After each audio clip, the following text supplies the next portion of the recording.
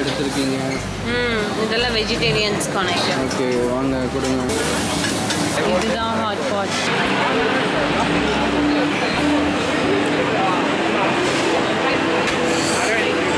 சூப்பராக இருக்கு.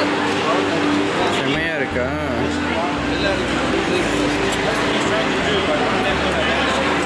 வேற லெவல் மஸ்ட் ரியாக்ஷன்ஸ் பாருங்க.